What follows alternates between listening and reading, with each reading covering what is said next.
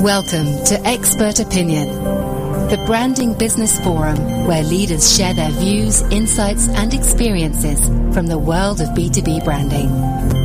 And now, here's your host. Welcome to Expert Opinion. I'm Rieches, and today's show is focused on the changing world of global branding and marketing.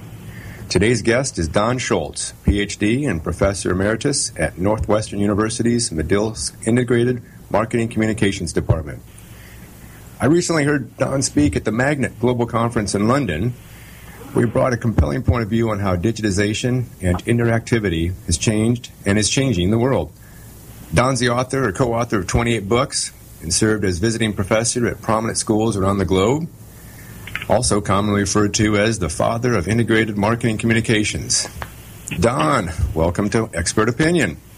Thank you very much, and thanks for the invitation. You bet. Well, you've had a long and distinguished career both as a practicing advertising executive on Madison Avenue and certainly within academia as well. And yet one of the many things I was impressed about your presentation was how future-oriented you are in the latest technology, trends, and neurosciences. So let's begin. You can maybe share with us your thoughts and the factors behind how digitization and interactivity has caused this change in the international marketplace. Well, I appreciate the comment about being future-oriented. I think the real issue is you really have to keep reinventing yourself, and I think that's one of the most critical issues.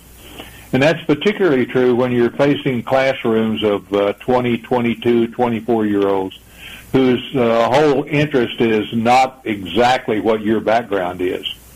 So you have to be future-oriented. You have to be at least where they are and where they think they're going. And that's really what has propelled me through most of these things. I don't think there's any question that we're really in the process of trying to reinvent most of our marketing concepts. If you look back, most of them were developed in the 50s and 60s. I often in a classroom or in a seminar ask people, what do you know about the 4 Ps? Oh, yeah, we know that: product, price, place, and promotion. We know what that is. And I say, do you know when that was developed? And most of them have no idea. And when I tell them it was 1957, which is, 60 years ago, and we're still using the same models, it really makes us think about maybe we're not as up-to-date and current as we think we are. So part of the issue here is how do we start to rethink and reinvent ourselves for a digital, interactive, interconnected marketplace, which is where our consumers and our customers live. It may not necessarily be where we live, but we have to be where they are, not where we are. And so that's really the view we've been taking and the one I've been using for the last several years. Well, you're absolutely right. Even in the world of B2B, things have changed so much more. The world of mobility has changed how informed buyers and customers and influencers are, and really has shifted the way that organizations need to relate to the customer. So on that note, the roles of sales and marketing within a B2B organization have changed quite a bit. Can you just chat with us a little bit about that and your view of the role of the corporate brand in B2B? Well, the interesting thing to me is that if you look at most business-to-business organizations, they still are heavily and almost entirely dependent on the field sales force. And that is people going out, making contacts, placing the flesh, playing golf, eating steaks, doing all the things that the field sales force has always done. If you look at the research today, most of the organization and most of the research says the field sales force has a very limited amount of time. Number one, they can't get in to see a prospect. And the second thing is that once they get in, they only have 10, 20, 30 seconds to make their pitch and then get them out. So one of the things that we have is a field sales force that has been trained to educate customers. The problem is the customers in many cases today are more well educated and particularly in their product categories, are better educated than our field sales forces. And that makes it really difficult. Field sales force guys comes in and says, let me tell you about this, and they say, no, we already know about that. Tell us about what's next. And so you've got a situation where you've got a rapidly changing consumer base, which is oriented toward online, interactive, up-to-the-minute, real-time data, and we have a field sales force who doesn't know what that customer already knows and is at a real disadvantage in terms of trying to make the presentation. So one of the things we've been suggesting, an approach we've been taking, is to say that really what you have to do is think about the most important thing going forward for a B2B organization is its brand. If your field sales force, if your prospect doesn't know your brand or doesn't accept your brand or doesn't recognize your brand, it's going to be very difficult for that field sales force to make a call. The idea of cold calls is, is really a thing of the past. And so one of the issues we have to deal with is this transition from what has historically been a face-to-face, sit down at the desk, talk about, negotiate approaches and that sort of thing, to one where I need some way to simply get in to see the customer and to get them pre-sold so they at least will be willing to take my sales call. So I think what we have is a very different situation for the field sales force. Now, the problem is almost every B2B organization is driven by a field sales force, and the people who are in the senior management generally came up from the field sales force. They all carried a bag. They all drove around and looking for smokestacks and that sort of thing. And they have great difficulty understanding how radically the business has changed since they were in the field. So I think one of the things that organizations have to do, and particularly B2B, is they have to really rethink what their value is of the brand. And the brand is much more than simply a signal of quality or trustworthiness or something like that. It has to be something that people get interested in and excited about and say, maybe you can help me solve my problems. Well, couldn't agree more. The need to define your corporate brand and the value you provide, more importantly, the relevancy you provide to your target audience, and then how you differentiate from the competition is certainly a corporate initiative and not just a sales and marketing initiative. And therefore, couldn't agree more with your recommendations on getting that brand established and also then making sure it's well understood throughout the organization so that, yes, as a brand is promoted externally, and as you mentioned, the customer, the prospect, becomes knowledgeable about the offering, the people within the organization then can deliver upon it as well. So, good insight. Well, as going back to your presentation, which I really enjoyed, you spoke about how marketers need to shift from a linear process to a multidimensional approach. Can you share more insights with our listeners about that? Yeah, if you look at, we still talk a lot about the customer purchase journey. And we look at that and say, oh, they go from here to here to here to here. They go from awareness to recognition of the problem, and then they start to look at alternatives and so on and so on. Everything is linear. Everything is one way, and everything is focused on what we believe the customer does. The issue today is not a linear process, because customers start one direction, back up, hit another, go in another one, turn around, start over. It's more like not a linear process. It's more like a bowl of spaghetti. And so one of the problems is trying to sort out how they're making decisions. And the problem with that is we make some assumptions about how they make decisions, and we don't really know, and we don't really have any information. The thing that we've been doing, the approach we've been taking is saying, let's flip the process around. Rather than you coming up with a sales program, rather than you coming up with a sales presentation, why don't you start with customers, figure out what they're doing, where they're going, where they're accessing information, try to understand where their pain points are, and then bring them solutions. We've had solution selling for a long, long time, but solution selling has always been something that we as the marketer decided, this was a problem you have, and here's our solution. It's not necessarily driven by the consumer and customer.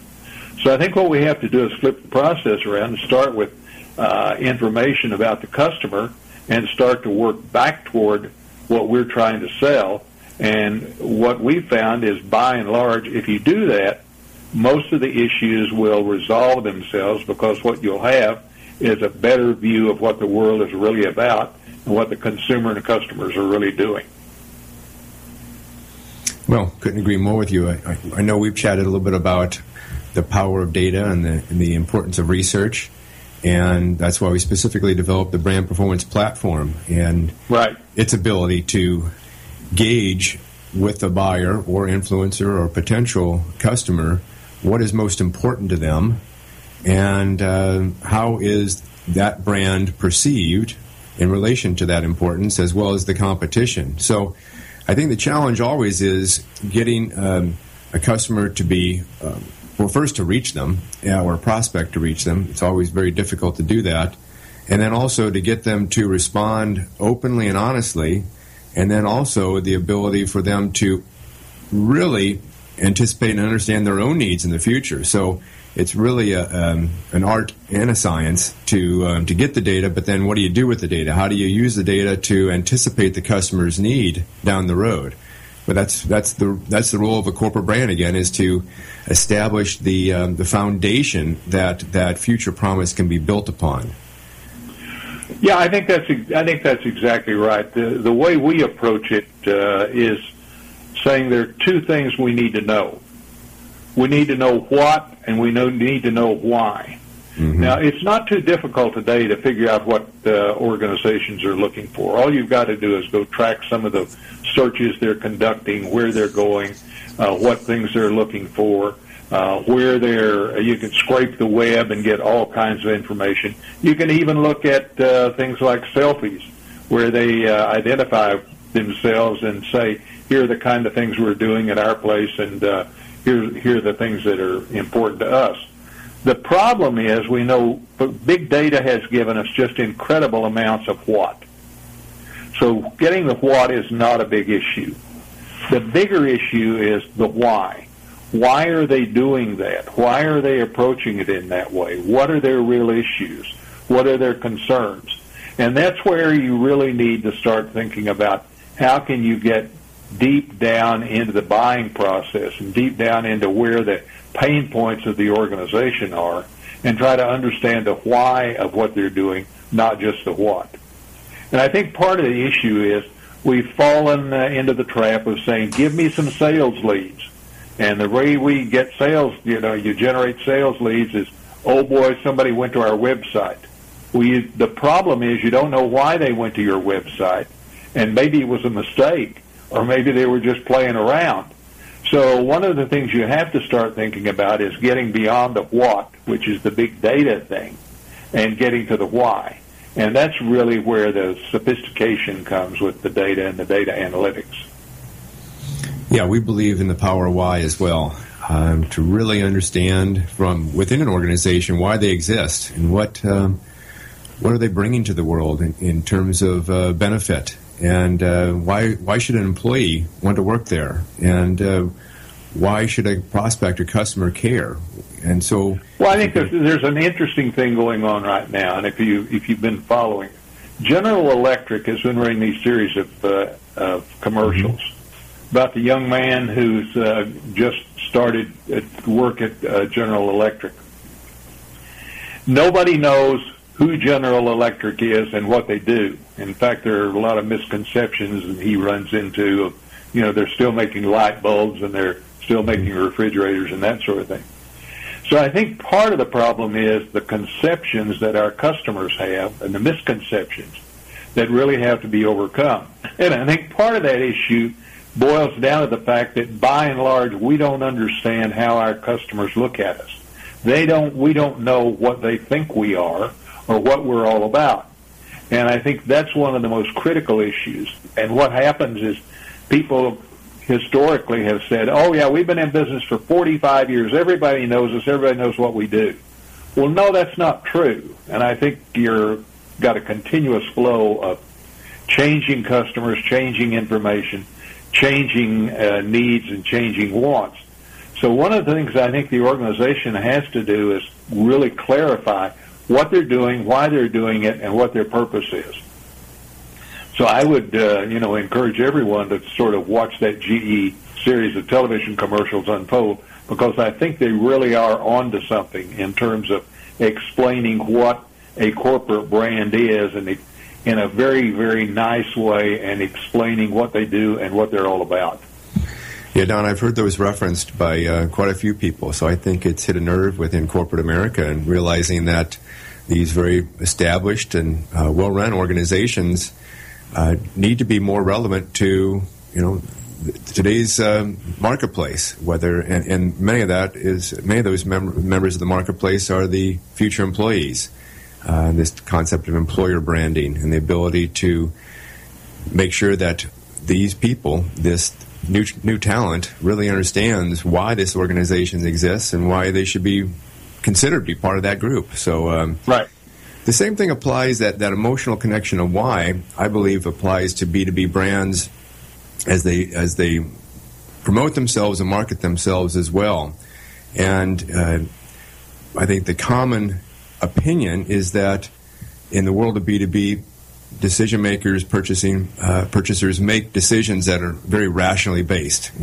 Engineering models. We work with a number of technology companies that feel that because they have the best technology, everybody should use it. But the reality is, the customers need an emotional connection to really bring it home. And what we found is that in the world of B2B, it's even a higher level of emotional connection than even B2C.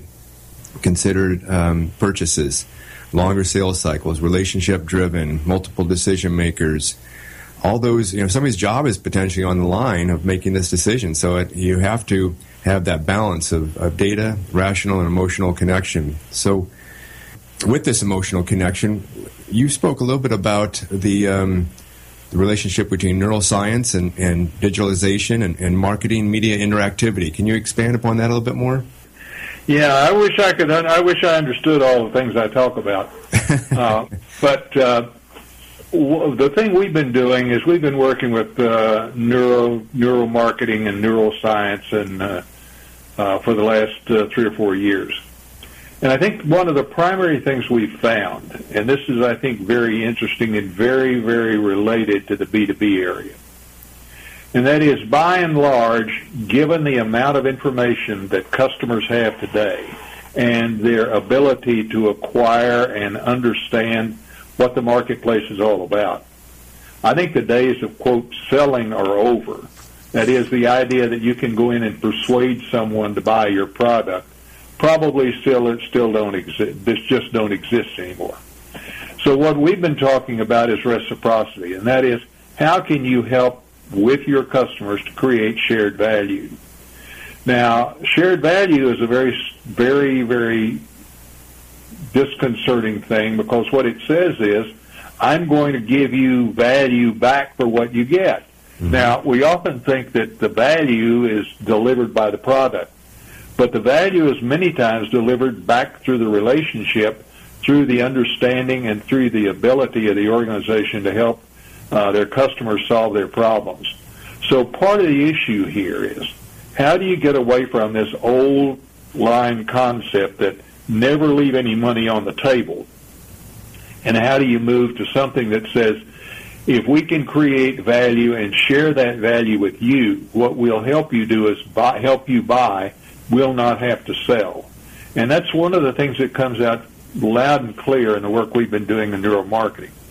And that is, you can't persuade people today to do much of anything, but you can help them solve their problems and help them create the resolutions they need to get to move forward in their business. So I think the thing that we're still working on, and that is, how do people really make decisions? How do consumers, customers, buyers, whatever you want to call them, how do they make decisions? And there are two basic things that are going on. Number one is value received, and the other one is value given up. So the value received is what I perceive that I get back from making a purchase with your organization, and the value that I spend is what the cost of this is. As long as those two things are in balance, you'll have a good relationship. It's when they get out of balance, that is, the consumer or the customer doesn't believe they're getting the value for what they're paying. that's when you get into all kinds of difficulty. Now, we can watch the brain light up and that sort of thing, but really what we're talking about in many cases is basic human behavior and basic human nature. So I think one of the things we need to think about is this is a shared relationship marketplace that we operate in. It's not winner take all. It's not buy or get everything. It's essentially everyone is sharing all of their relationships, sharing all the values, sharing all the knowledge. And if you look at the young people, that's essentially what they're all about.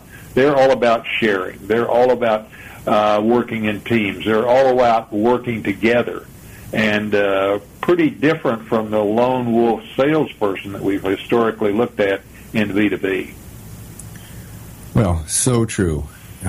Relationship driven, being able to give up something in order to get something and develop that deeper relationship is really smart. You mentioned earlier about how companies need to reconsider the customer journey and really need to be more customer-centric. Certainly this is an example of doing that. Any other steps that you recommend organizations consider as they try to become more customer-centric? Well, I think the first thing they need to do is understand that it's all about income flows and value creation. And and customers only give you money if they believe they're going to get some value back. So you really have to look at your proposal and your proposition from their viewpoint. Why would anyone give me money for the product or service that you're trying to tell me about? And that forces you to think about what's their view, not what your view is. We can talk a lot about, look at all the value we put in, and we put all these nifty new things, and we've got all the latest gizmos and widgets and all the other things that go on this product or on this particular activity. The problem is, how does that relate to the customer? And I think that's where we've gotten lost. We've gotten so involved in technology that it's the bright, shiny object that has created much of the problem. That we're all out chasing bright, shiny objects, and we've forgotten about why customers buy and what they're buying for and what they're looking for and why they're trying to resolve some of the issues they have. So I think being customer-focused simply means that you understand what the customer's problems are, and then you relate your product to them. Now, one of the things you'll find when you do that is you may not have products for a lot of the customers you'd like to serve. And in most cases, you're simply wasting your time if you don't really have a solution for them to say, let's go out and really try to sell them or try to promote or whatever it happens to be. So I think knowing your customers is the first step, and understanding how they operate and what they operate like and how they operate.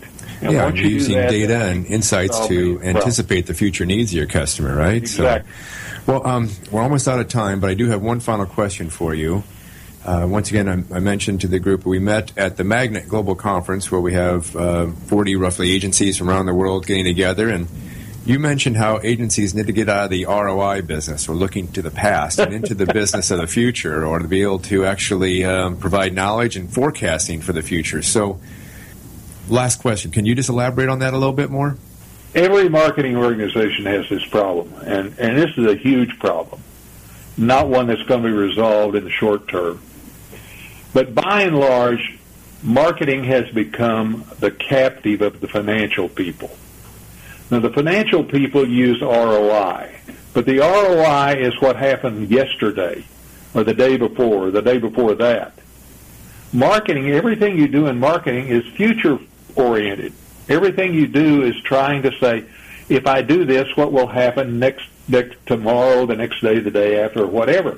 So all the marketing expenditures are based on the future and not on the past. Yet we're constrained by this ROI process that says, well, last year our sales were this, and this is what we generated, and here's how we generated. But that doesn't help anybody, because what's the question is, you're asking me to spend future dollars, so I've got to get into the forecasting business. And I think what that means is we may very well have to call in some people from actuarial science. The actuaries are the ones who really do the forecasting. They're the ones that tell you how long you're going to live, tell you, whether or not you're going to be involved in an automobile accident. It's all about probabilities. So I think marketing people need to move away from this idea of return on investment and what did I get for what I spent last year or last month, and say, here's what I think we'll get if we do this going forward. So that puts you into the forecasting business. Agencies are not very comfortable with forecasting. All you have to do is go look at an agency balance sheet and talk to and go to an annual meeting and have people do these pie in the sky. Oh yeah, we'll get that a client, we'll get that account, and so on. So you have to be realistic about the forecasting. But I think forecasting is really what the future of marketing is going to be all about. And we have to develop new forecasting tools and become better forecasters.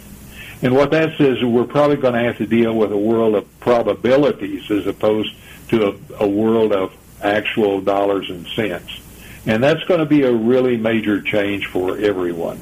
Well, and it gets back to the power of data insights, but once again, not just the what, but the why. So, right. Yeah, I do feel it's a tremendous opportunity for firms around the globe to better serve their clients and help the clients anticipate the future as well and be able to serve their customers at a higher level.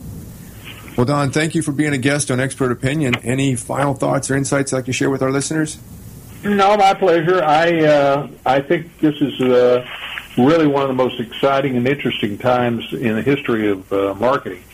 So rather than get discouraged, I think everyone ought to be optimistic about how can we change things, how can we adapt, how can we move forward. And if you do that, I think you'll be in pretty good shape. Well said. Thank you for having certainly agree. Thank you, Don. Well, that concludes our show for today. This is Ryan Rieches, and you've been listening to another edition of Expert Opinion, a branding business forum where thought leaders share their point of view. If you'd like to listen to past shows or read a blog series, visit brandingbusiness.com.